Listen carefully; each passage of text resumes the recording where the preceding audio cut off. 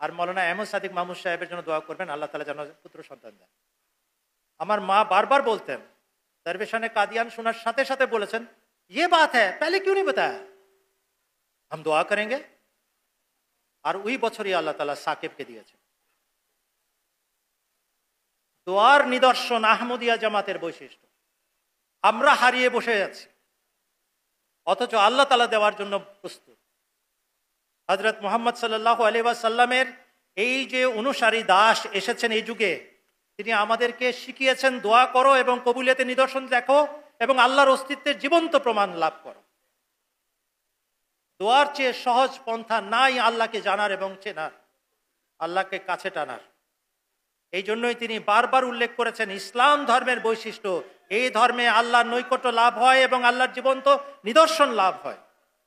হযরত আকদাস মসিহ মাউদ ইমাম মাহদী আলাইহিস সালাম বলেছেন, সত্য কথা হলো আমাদের খোদাকে দোয়ার মাধ্যমেই চেনা যায়।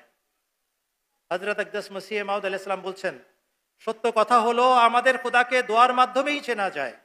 এ জগতে যত ধর্মগোষ্ঠী রয়েছে এদের কেউ এমন খোদাকে মানে না যিনি বান্দার ডাকে সাড়া দেন আর দোয়া গ্রহণ করে থাকেন। এ জগতে যত ধর্মগোষ্ঠী আছে এদের কেউ এমন খোদাকে মানে না যিনি বান্দার ডাকে সাড়া দেন আর দোয়া গ্রহণ করে থাকেন।